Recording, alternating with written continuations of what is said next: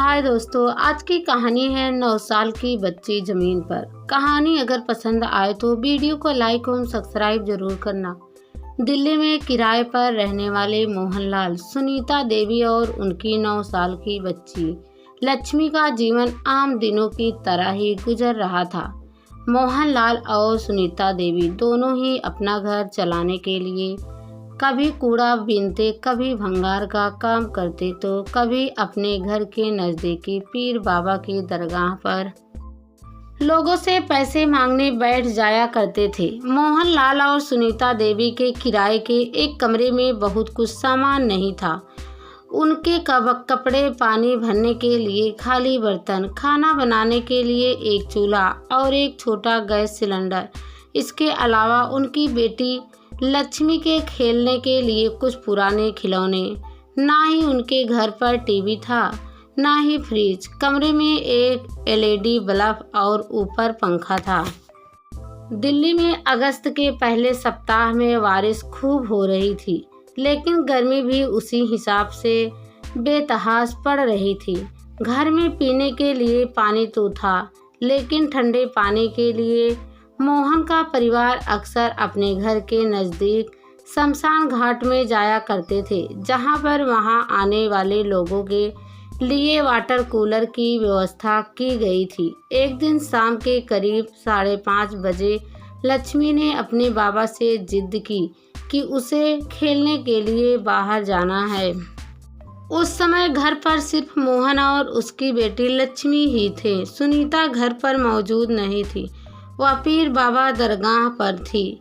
मोहन ने अपनी बेटी को उसके खेलने जाने से पहले उसे शमशान घाट से ठंडा पानी लेकर आने की शर्त रखी, जिसके लिए लक्ष्मी तुरंत मान गई, क्योंकि ये काम गर्मियों के समय उनके घर पर हर दिन के रूटीन की तरह ही बन गया था।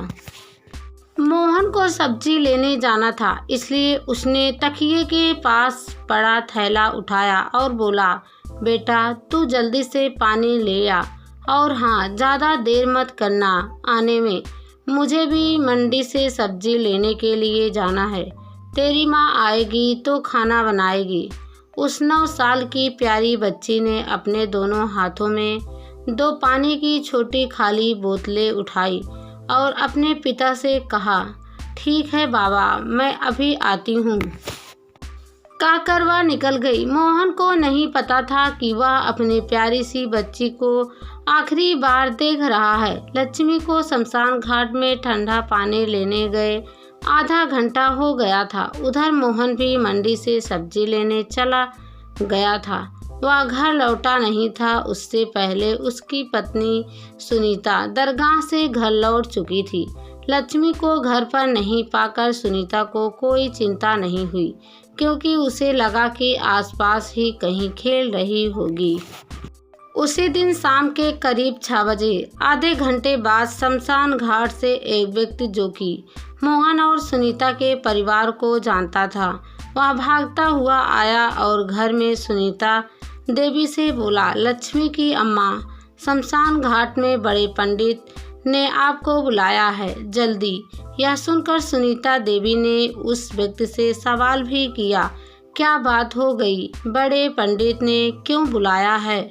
इसके जवाब में उस आदमी ने कहा, पता नहीं, मुझे तो बड़े पंडित ने कहा कि लक्ष्मी की अम्मा को बुला लाओ जल्दी से, इसलिए मैं भागा भागा आया हूँ यहाँ पर।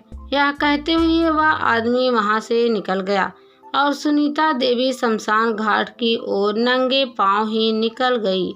2 से 3 मिनट का सफ़र सुनीता देवी ने भागते हुए मिनट भर में ही पूरा कर लिया। शमशान घाट में पहुंचने के बाद उसने देखा कि शमशान के बड़े पंडित राधे श्याम और उसकी शमशान घाट में काम करने वाले बाकी और लोग, साथ में इलाके में रहने वाला एक और व्यक्ति पानी के वाटर कूलर के पास घेरे में खड़े थे। सुनीता को आते देख पंडित राधेश्याम ने सुनीता को गेट के पास ही खड़े रहने का इशारा किया और उसकी ओर वह खुद ही आगे बढ़कर बोला, तेरी बेटी तो खत्म हो गई। तेरी बेटी तो मर गई। यह सुनकर सुनीता को जैसे अपने कानों पर यकीन ही नहीं हुआ। उसके पैरों के नीचे से एकाएक मानो जमीन ही खिसक गई थी।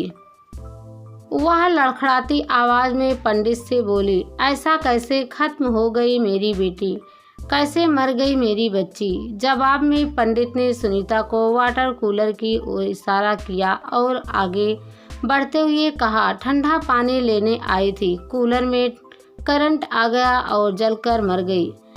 जब सुनीता देवी वाटर कूलर के पास पहुंची तो उसने देखा कि उसकी 9 साल की बच्ची जमीन पर पड़ी थी। उसकी दोनों आंखें बंद थी, होठ नीले पड़े थे, मुंह खुला हुआ और उसके पूरे कपड़े गीले थे।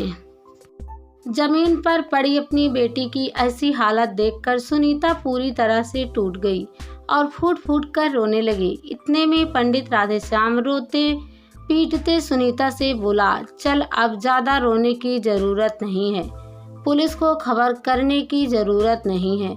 पुलिस वाले आएंगे तो तेरी बेटी के अंग ले जाकर बेच देंगे। इसका अंतिम संस्कार यहीं पर ही जल्दी से कर देते हैं। यह कहते ही सुनीता ने पीछे मुड़कर देखा कि शमशान में बाकी 2 काम करने वाले लोगों ने भी मिलकर पंडित राधेश्याम के कहते ही बच्ची का शव जलाने के लिए लकड़ियों को सजा दिया था। सुनीता को किसी तरह की कोई सुध ही नहीं थी। इतने में मोहनलाल भी शमशान में पहुंच गया और सुनीता ने उसे अपनी बेटी की मौत के बारे में बताया, जिसे सुनकर मोहनलाल को भी वैसा ही झटका लगा जैसे सुनीता को लगा था। पंडित राधेश्याम और वहां मौजूद बाकी 3 और लोगों ने मिलकर सबको लकड़ियों पर उल्टा सीने के बल लिटाया और धमकी भरे अंदाज में सुनीता और मोहन को दूर चले जाने को कहा। जब सब आधे से ज़्यादा जल गया तो पंडित राधेश्याम सुनीता और मोहनलाल के पास आया और उन्हें शमशान घाट से अपने घर लौट जाने को कहा। वह बोला, जाओ अब चुपचाप अपने घर चले जाओ, ज़्यादा रोने पीटने की ज़रूरत नहीं है और किसी को बताने की ज़रूरत नहीं है। अगर भूख लगी हो तो खाना खाकर चली जाओ। रात के करीब 10 बज गए थे। सुनीता और मोहन ने राधेश्याम को खाना खाने वाली बात को मना किया और अपने घर की ओर चले गए। घर पहुंचकर जिस वाल्मीकि कॉलोनी में वे लोग रहते थे, उनमें से उनके पड़ोसी ने उनसे पूछा कि लक्ष्मी कहाँ है। रोते पीटते मोहन और सुनीता ने वह सारा घटनाक्रम पहले अपने पड़ोसियों को, फिर समाज में रहने वाले अन्य लोगों को बताया। पीड़िता के माता पिता ने आरोपियों पर बच्ची के साथ बलात्कार करने का आरोप लगाया। रात को करीब 10:15 बजे समाज के लोगों ने दिल्ली पुलिस के 100 नंबर पर फ़ोन किया और घटना की जानकारी दी, जिसके बाद पुलिस ने शमशान घाट के बड़े पंडित राधेश्याम, कुलदीप कुमार, लक्ष्मी नारायण व मोहब्बत सलीम को गिरफ्तार कर लिया। इसी बीच कॉलोनी में रहने वाले लोगों ने मिलकर दिल्ली कैंट थाने के बाहर धरना दिया और जल्द से जल्द पीड़िता को न्याय दिलवाने की मांग उठाने लगे। देखते ही देखते यह मामला सोशल मीडिया में फैल गया है और कई राजनीतिक संगठन पीड़ित को न्याय दिलवाने की मांग को लेकर सरकार और प्रशासन पर दबाव बनाने लगे। इस घटना के बाद केंद्रीय मंत्री रामदास अठवाले, भीम आर्मी के मुखिया चंद्रशेखर आज़ाद ने पीड़िता के परिवार को न्याय दिलवाने का वादा किया है। एक दिन को राहुल गांधी ने भी पीड़ित के परिवार से मुलाकात की और जल्द से जल्द न्याय दिलवाने का भी भरोसा दिया। दिल्ली के मुख्यमंत्री अरविंद केजरीवाल भी परिवार से मिले और 10 लाख रुपए की आर्थिक सहायता दी और न्याय के लिए परिवार के साथ रहने की बात की तथा मामले की न्यायिक जांच कराने की घोषणा की। रेप और हत्या के आरोप के मामले में लाश को कब्जे में लेकर पुलिस ने मेडिकल बोर्ड बनाकर पोस्टमार्टम करने को कहा था। इसके लिए दीनदयाल अस्पताल के 3 डॉक्टरों का पैनल बनाया गया। डॉक्टरों के पैनल ने अधजले पैरों को देखने के बाद डीसीपी मेनका को बताया कि बच्ची की मौत की वजह क्या है, यह इस अंग से नहीं बताया जा सकता। बता दें कि आरोपियों पर संहिता की धारा 376, बलात्कार 302, हत्या 506, आपराधिक धमकी और 204 सबूत नष्ट करने के तहत आरोप दर्ज किए गए हैं। राजनीतिक तूल पकड़ने के बाद अब डीसीपी मोनिका के नेतृत्व में क्राइम ब्रांच की इंटरेस्टिंग सेल इसकी जांच कर रही है। क्राइम ब्रांच ने आरोपियों के कमरे से उनके कपड़े जब्त कर लिए हैं, जिससे डीएनए सबूत जुटाने की कोशिश की जाएगी। पॉलीग्राफ और नार्को टेस्ट कराने की कार्रवाई भी की जा रही है। मामले के सभी आरोपी पुलिस की गिरफ्तार में हैं और इस मामले की जांच अभी जारी है।